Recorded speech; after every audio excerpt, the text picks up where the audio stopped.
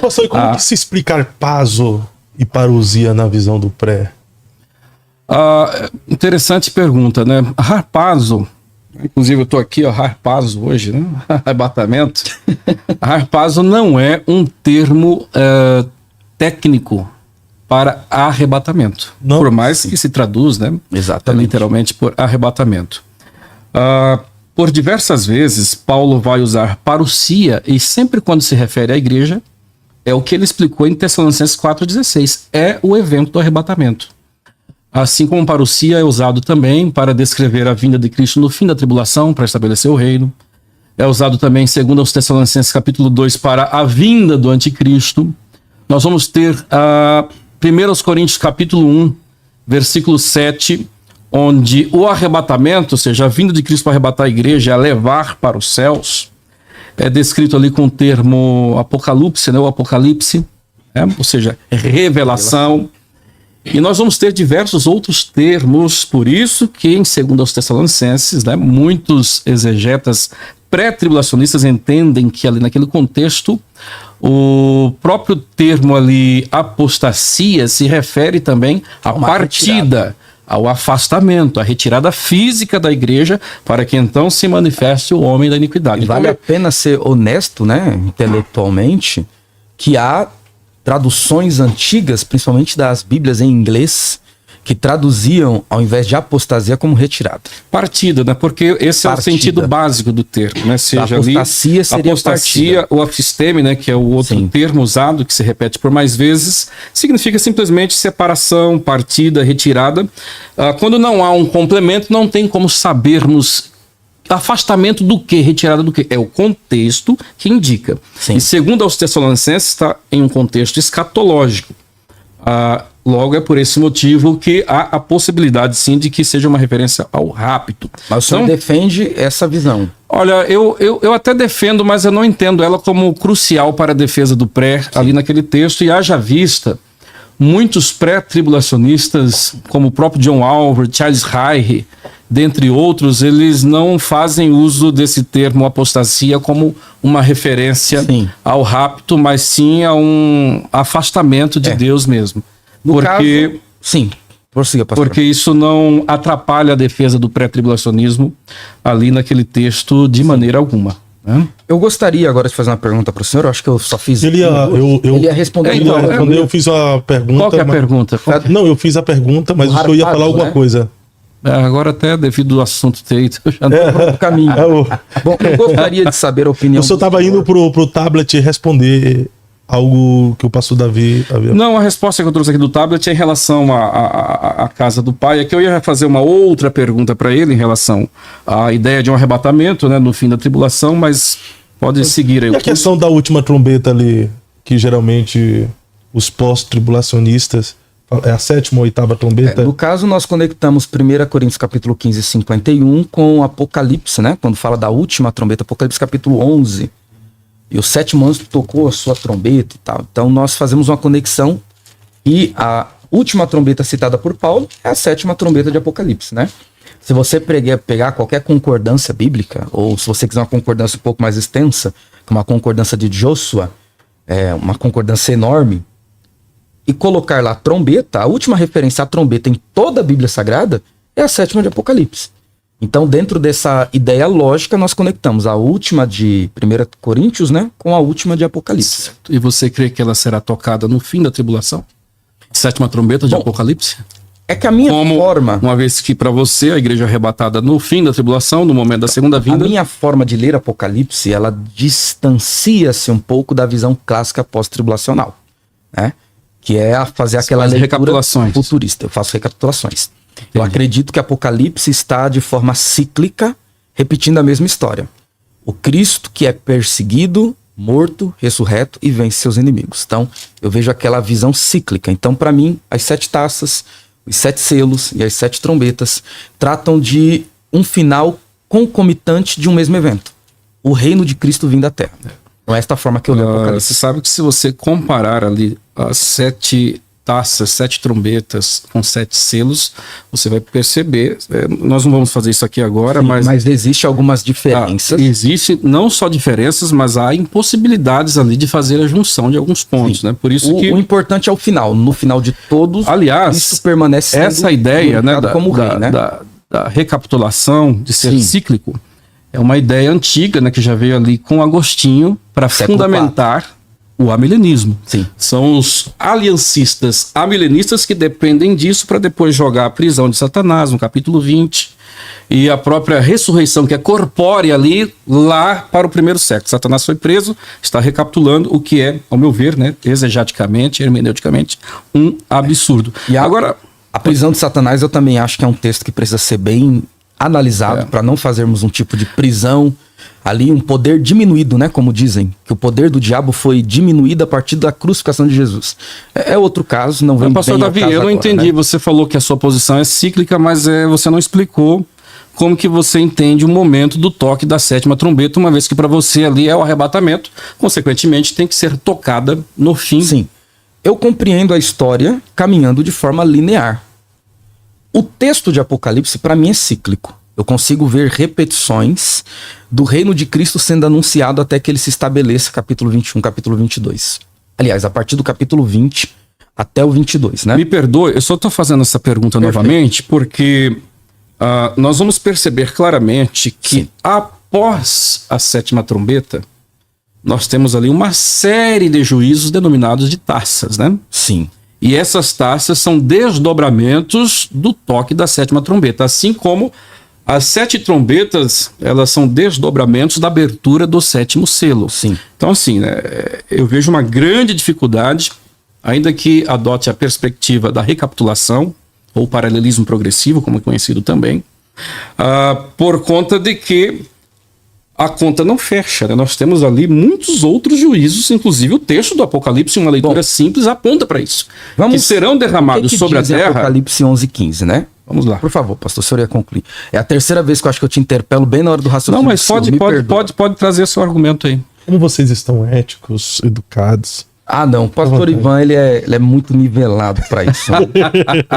Claro, eu também sou, mas ele é bem nivelado para isso. Então vale a pena fazer um debate de nível assim.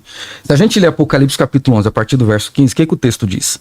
Que o 7º anjo, tocando sua trombeta, ouve no céu grandes vozes que diziam: o reino do mundo se tornou do nosso Senhor e do seu Cristo, e ele reinará pelos séculos dos séculos. Isto aqui deixa claro que, ao soar da última trombeta, o reino se estabelece na terra. Não tem o que fazer aqui.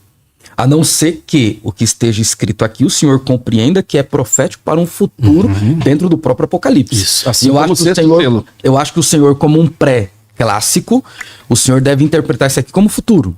Sim. Entretanto, eu compreendo à luz deste mesmo texto, sem nenhuma interpretação, apenas lendo o texto, que esse texto aqui se refere aí ao estabelecimento do reino de Cristo. E consequentemente, tá claro, uma referência ao anúncio do estabelecimento do reino, mas esse texto, ao meu ver, ele coloca o toque da 7ª trombeta ali próximo à metade da tribulação e não no fim.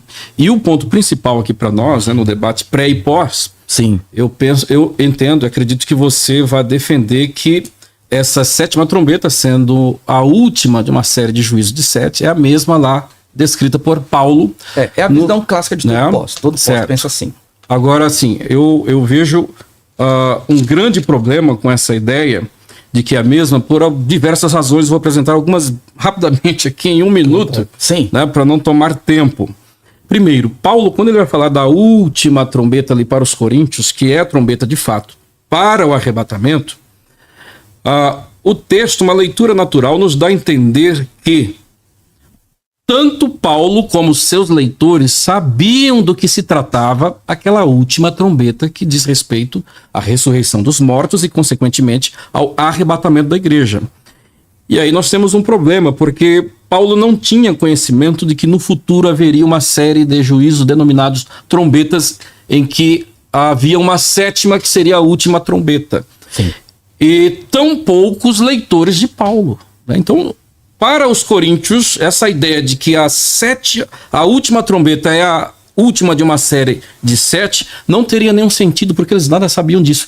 E quando você lê o texto, fica claro que ele está falando de algo típico ali da cultura romana, a questão das trombetas, ou de repente até do texto do Antigo Testamento, né, as convocações, que era já de conhecimento, que ele já tinha passado para a igreja de Corinto. E por último, só para me fechar agora, que é o ponto crucial pelo qual eu digo categoricamente que não são as mesmas trombetas e, consequentemente, isso aqui não diz respeito a uma trombeta que será tocada no fim da tribulação, no momento da segunda vinda, quando então a igreja será arrebatada. É que lá, aquela trombeta está associada a um mistério que foi revelado a Paulo. Em Efésios 3:5, quando Paulo começa a tratar a igreja como um mistério, Paulo vai definir o mistério como uma verdade oculta às gerações passadas que foi revelado agora. Certo? Então, assim como a igreja, a doutrina do arrebatamento também foi um mistério oculto às gerações passadas, mas foi revelado para Paulo, ok? Ali na última trombeta. E quando nós vamos aqui para Apocalipse, capítulo 10, versículo 7, nós temos: mas nos dias da voz do sétimo anjo, quando tocar a sua trombeta, se cumprirá o mistério de Deus, como anunciou aos profetas, não a Paulo. E se anunciou aos profetas, para Paulo já não seria mais mistério, porque já foi revelado, ok? E aí, o que seria esse mistério revelado aos profetas e não a Paulo? O que já descarta totalmente a possibilidade de que esta sétima trombeta seja a mesma última de 1 Coríntios 15:51. Esse mistério diz respeito ao estabelecimento do reino. Essa foi a doutrina revelada para os profetas no Antigo Testamento, que a nação de Israel seria restaurada espiritualmente, que é o que ocorre durante a grande tribulação, para que, como salvos, conforme nós vamos ver ali em Zacarias 8, 10, 12, 14, salvos no período tribulacional, restaurados espiritualmente, eles recebam o rei, o Messias. Ou seja, Jesus, conforme nós vamos ler ali em Zacarias 12, 10, aqueles israelitas salvos do período tribulacional, que ali está descrevendo o mesmo que nós encontramos em Mateus 24, Apocalipse capítulo 19, é o momento em que Cristo retorna em glória, e aqueles israelitas não serão arrebatados como igreja. Eles reconhecem Jesus como rei, e como salvos em seus corpos naturais, eles serão estabelecidos no reino para darem continuidade a uma vida normal.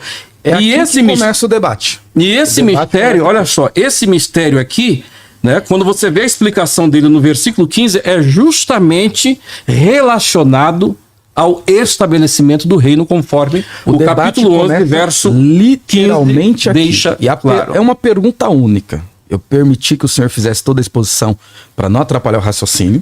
É a visão clássica do pré-tribulacionismo considerar que a trombeta citada por Paulo contextualmente fala sobre um ajuntamento, como acontecia na época, e a de Apocalipse trata de uma trombeta que anuncia uma nova sessão de juízos. Esta é a visão clássica do pré-tribulacionismo. Contexto, né? Contexto é juízo, né? Ali, Apocalipse. É propriamente o inverso da visão pós-tribulacionista.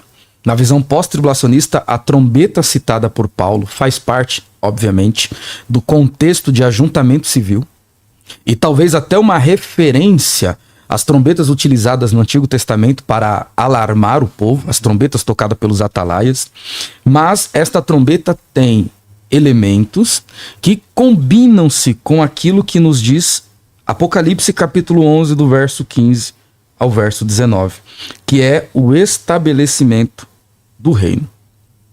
Uma segunda coisa que vale muito a pena, pastor Ivan, citar, é a questão dos israelitas que se convertem no retorno de Cristo, segundo o texto que o senhor citou do profeta Zacarias. Isso, e eles, tantos, né? E eles não são igreja. Sim. Porque à luz do Novo Testamento, conversão a Cristo insere a pessoa na igreja. O que Paulo diz em Efésios capítulo 2? Que os homens, antes de estarem em Cristo, estão mortos em pecados e delitos. A não ser que a soteriologia que o senhor tem seja distinta de Antigo ao Novo Testamento. E para mim o aspecto soteriológico de salvação e o aspecto hamartiológico é o mesmo de Antigo ao Novo. Com certeza. Após Adão, todos os que nascem com natureza pecaminosa, mortos em seus pecados e delitos. E estes são ressuscitados apenas quando confessam Cristo como Salvador. No caso do Antigo Testamento, quando eles se tornam parte do pacto de Deus com o povo. Então eles são ressuscitados e inseridos no corpo de Cristo. Isso, Corpo hoje este místico, né? Que hoje é militante na terra e triunfante no céu. Porque é a igreja no céu hoje, né? Então até aqui a gente vai concordando. O nosso ponto de discordância é que esses que se convertem não são igreja. Porque a luz do Novo Testamento converteu a igreja.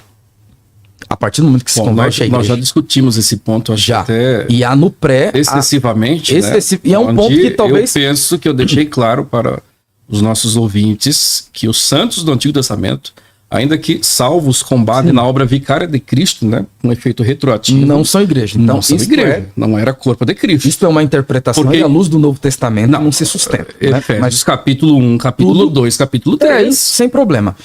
Então, para o Senhor, os santos em Apocalipse são, do capítulo 4 ao 19, quem são os santos? Da mesma maneira que os santos do Antigo Testamento são salvos com base na obra Mas não redentora são de igreja. Cristo, mas não são igreja, porque igreja diz respeito a um corpo cujo Cristo é o cabeça Certo. e aponta para um relacionamento específico.